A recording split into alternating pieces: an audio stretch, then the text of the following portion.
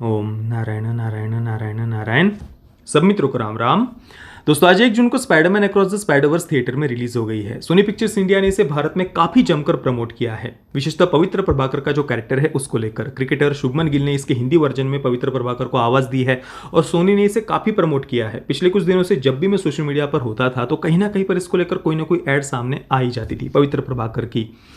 तो सोनी को काफी एक्सपेक्टेशंस है इस फिल्म से, इतना तो पता चलता है। हालांकि देखिए पिछले कुछ समय से मैंने क्रिकेट देखना ही बिल्कुल छोड़ दिया है। पिछले 3-4 वर्षों से लगभग शायद ही कोई इक्का दुक्का मैच मैंने देखी होगी, और वो भी उनमें से, और वो भी आईपीएल की तो बिल्कुल भी नहीं भाई। आईपीएल जब से शुरू हुआ है तब से मैंने आईपीएल की आज तक एक सिंगल मैच भी नहीं देखी। इसका मुझे बहुत गर्व है।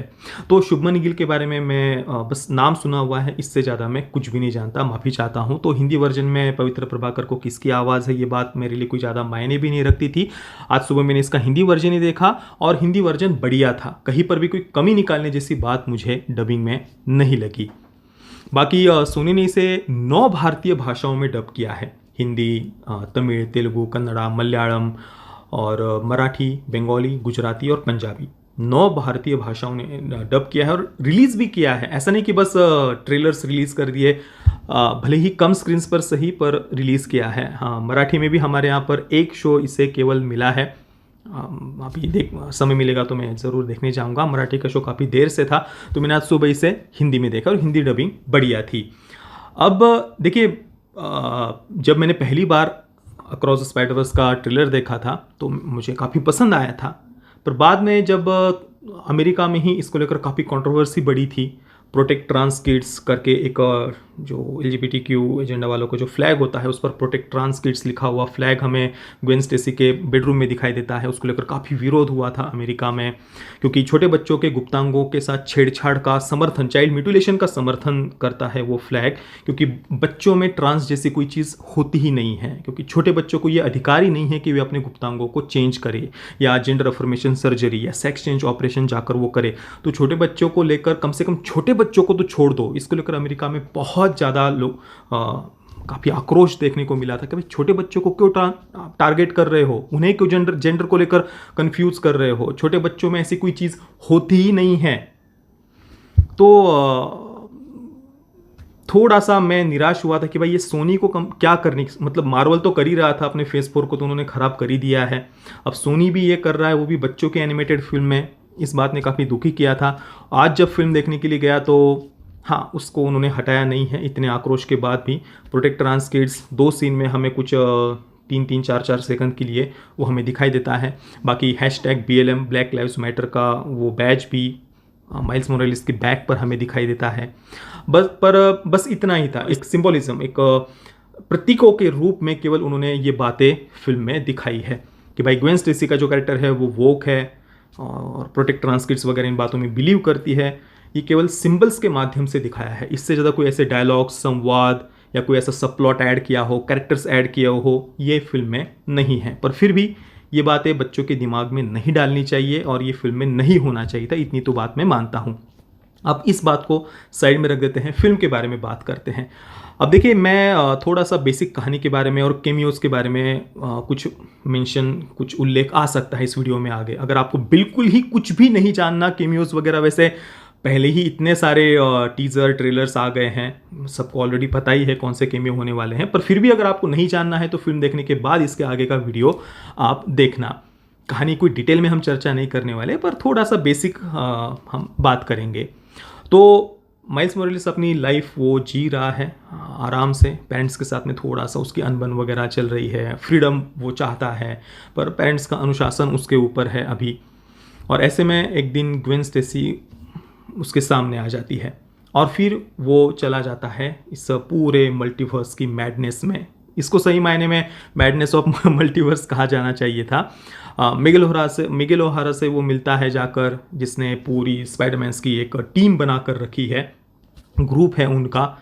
और इसके बाद फिर माइल्स मोरेलिस के सामने एक क्वेश्चन मार्क खड़ा होता है कि भाई हीरो बनने का सही मतलब क्या होता है, क्या सही है और क्या गलत है।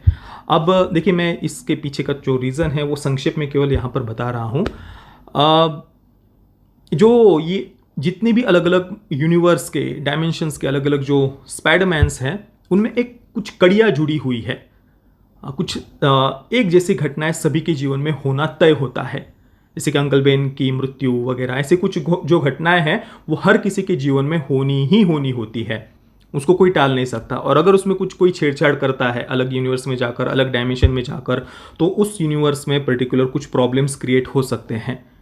और इस पूरी कड़ियों को, इस सीक्वेंस को बनाकर रखने का काम एक प्रकार से अपनी जिम्मेदारी, उत्तरदायित्व मिगेल ओहारा मानता है। अब माइल्स मोरेलिस के सामने ये प्रश्न चिन्ह है कि क्या उसे अपने परिवार के बारे में सोचना चाहिए, परिवार को महत्व देना चाहिए, या फिर पूरे यूनिवर्स की सुरक्षा को उसे प्रेफरेंस, पहला महत्व देना चाहिए। हालांकि इसका उत्तर हमें फिल्म समाप्त होने के बाद भी मिलता नहीं है, क्योंकि ये फिल्म पूरी नहीं होती है।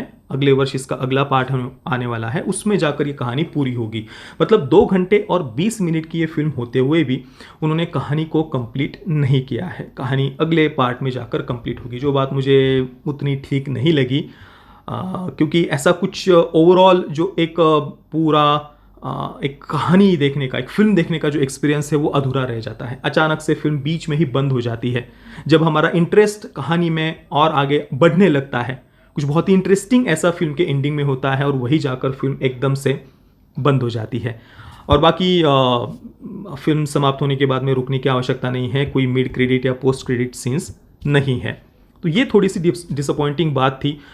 बाकी फिल्म में जो पॉजिटिव बातें हैं वो है इसका एनिमेशन। कई सारी अलग अलग एनिमेशन स्टाइल्स को उन्होंने यहाँ पर यूज़ किया है, चाहे वो स्टॉप मोशन एनिमेशन हो, हैंड ड्रॉन एनिमेशन हो, या कहीं पर जो पुराने समय का 60-70 के दशक को जो एनिमेटेड हम कंटेंट उस समय का देखते थे, उस समय की जो एनिमेशन स्टाइल थी, या तो फिर जो जापानीज एनिमे है वैसा थोड़ा एनिमेशन स्टाइल। बहुत सारे अलग अलग प्रकार के, मुझे टेक्निकली वैसे कुछ ज़्यादा नाम पता नहीं है, पर बहुत सारे अलग अलग प्रकार के एनिमेशन स्टाइल्स हम यहाँ पर देखते हैं। और वो सच में विजुअली बहुत बहुत उन्होंने बारीकी से यहाँ पर काम किया है। एनिमेशन स्टाइल, वहाँ पर इस फिल्म को फुल मार्क्स मिलेंगे। बाकी कैरेक्टर्स को बहुत बढ़िया तरीके से डेवलप किया है।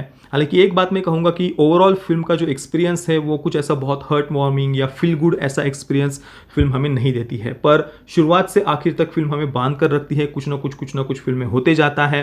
पर फिल्म मेकर्स का जो मुख्य फोकस था वो कुछ केमियोज दिखाकर ऑडियंस की सीटियाँ तालियाँ बटोरने पर उनका ज़्यादा फोकस था, ऐसे लग रहा था।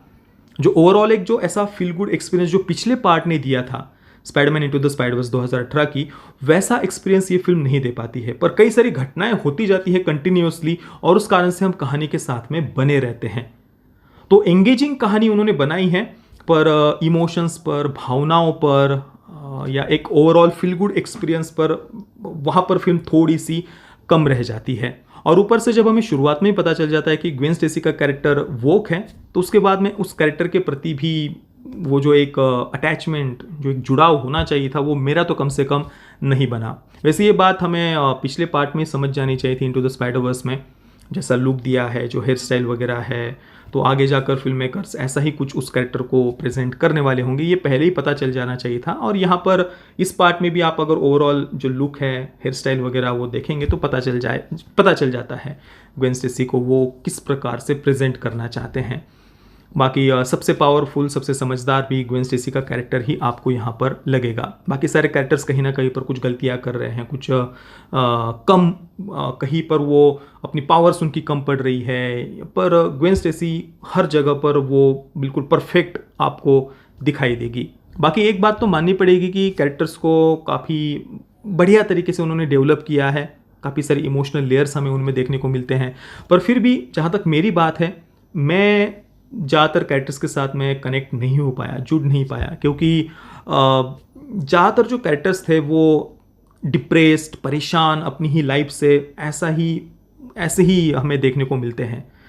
और ये मेरे अनुसार एक कमी थी, क्योंकि हर कोई अपने आप में ही थोड़ा परेशान है। ऐसा किसी के साथ हम एकदम से इमोशनली जुड़ पाए, या एकदम बहुत बढ़िया उसके डिसीजंस, निर्णय लगे, या हम एकदम उससे कनेक्ट हो पाए, ऐसा एक सिंगल कैरेक्टर भी मुझे नहीं दिखा।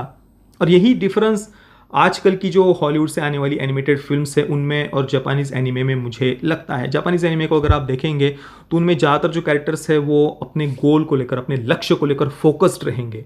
वो मेहनत, पुरुषार्थ, डेडिकेशन, उनका समर्पण अपने लक्ष्य को लेकर, और उसके लिए वो महीनों महीने तो किस प्रकार से प्रैक्टिस करेंगे, मेहनत करेंगे।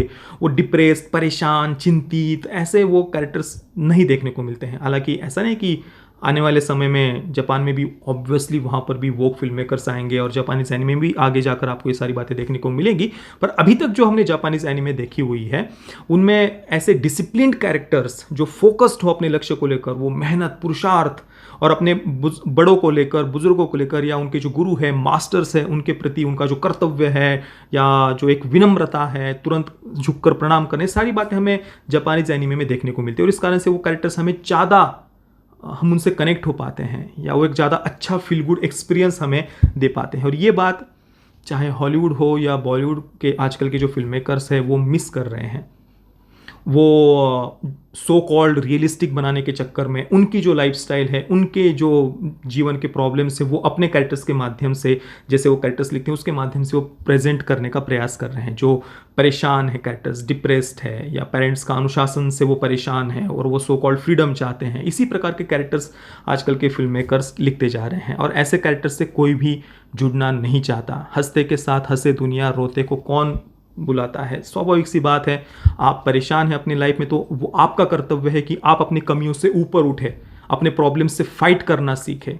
आप रोतड़ू बन के बैठेंगे तो कोई भी आपसे जुड़ना नहीं चाहेगा। ये सिंपल सी बात है। और इसके लिए आप समाज के नाम से छाती नहीं कूट सकते हैं कि आप परेशान हैं और इस कारण से दुनिया आपके साथ आकर छाती कूटे। ये जीवन जीने का तरीका नहीं है और ऐसे कैरेक्टर्स के साथ में कोई कनेक्टेड फील भी नहीं कर सकता। बाकी ओवरऑल विजुअली फिल्म बहुत बढ़िया थी।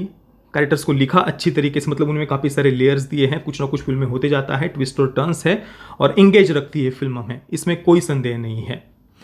तो मैं स्पाइडरमैन अक्रॉस द स्पाइडरवर्स को दूंगा 8 out of 10 stars. Parental guidance की बात करें तो यूएस सर्टिफिकेट के साथ इसे रिलीज किया गया है, पर प्रोटेक्ट ट्रांस किड्स जैसा फ्लैग बच्चों की फिल्म में होना वो सही नहीं है। सेंसर बोर्ड को इसे ब्लर कर देना चाहिए था या पहले ही फिल्म में से ही इसे हटा देना चाहिए था। ये बहुत बहुत ज़्यादा भयानक है, इस प्रकार का रेडिकल जेंडर आइडेंटिटी का एजेंडा बच्चों की फिल्म में डालना। बाकी दोस्तों, आपने अगर इस फिल्म को देखा है तो आपका अनुभव कैसा रहा मुझे आप नीचे कमेंट में अवश्य बताना। ये वीडियो देखने के लिए आप सभी मित्रों का बहुत बहुत धन्यवाद। जय श्री राम, वंदे मातरम।